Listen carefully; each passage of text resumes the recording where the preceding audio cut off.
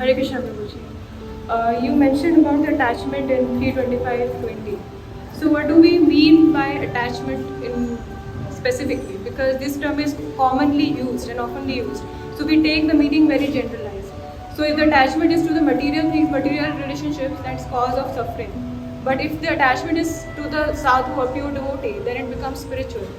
So how the meaning of attachment varies according to the objects we are attached, and simultaneously it also remains the same. तो भगवद गीता 261-262 में भगवान बताते हैं ना what is attachment. ध्यायतो विषयान पुंसा संगस्तेषु विजायते संगात संजायते कामा कामत क्रोधो विजायते। कि सबसे पहले क्या करते हैं हम लोग, ध्यान लगाते हैं वस्तुओं पे, व्यक्तियों पे ध्यान लगाते हैं। ध्यान लगाने से क्या होता है, अटैचमेंट हो जाती है। संगस्तेषु विजायते, संग हो जाता है, अटैचमेंट हो जाती है। संगात संजायते कामा, और फिर उस संग से अब हमारा काम उत्पन्न हो रहा है।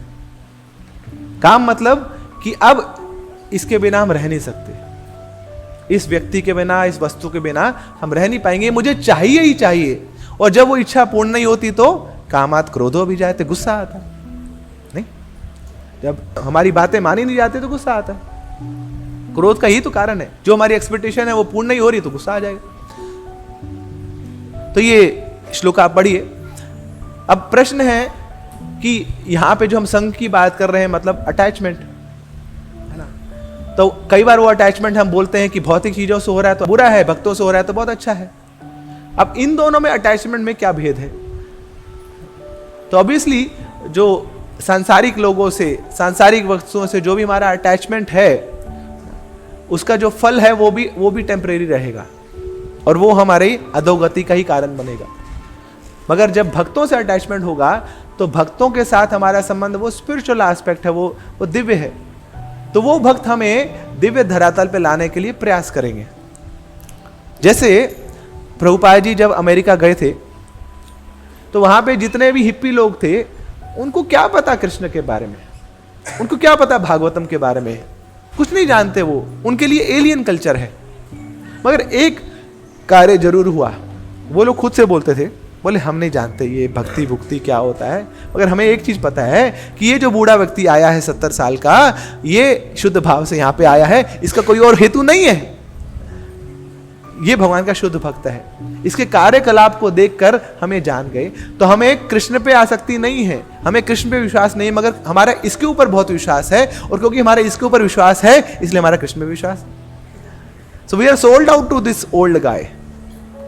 ये जो भी बोलेगा हम करेंगे, ये हमें बोलेगा कुएं में कूद जाओ तो हम कुएं में कूद जाएंगे, क्योंकि हमारी इतनी श्रद्धा जागृत हो गई है इसके ऊपर। So that is the benefit कि वो जो शास्त्रों का ज्ञान जो बड़ा गूढ़ है, वो भगवान के प्रति प्रीति, भगवान के ऊपर श्रद्धा ना, जो बड़े बड़े देवी देवताओं को नहीं मिल पाती, वो हम जैसे छोटे छोटे तुच्छ व्यक्तियों को मिल जाती है, केवल क्या करने मात्र से, एक साधु पे श्रद्धा डालने मात्र से।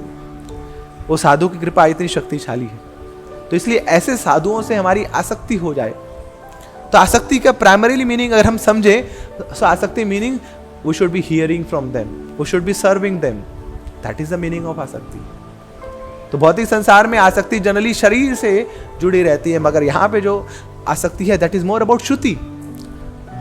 तो श्रवण करने की इच्छा हो जाए, सेवा करने की इच्छा हो जाए, तो ऐसी आसक्ति हमारी हो जाए तो फिर बेड़ा पार है। ऐसे प्रभुपाद जी के कितने डिसाइपल हैं जो अभी भी प्रभुपाद जी के जाने के इतने साल बाद भी हर रोज प्रभुपाद जी का से श्रवण करते हैं, उसके बिना रह नहीं पाते। बोले मैंने खाना नहीं पचता, आज सुना नहीं, हमारी हियरिंग नहीं हुई प्रभुपाद जी से। They are still so attached to Prabhupada. So this is called loyal attachment.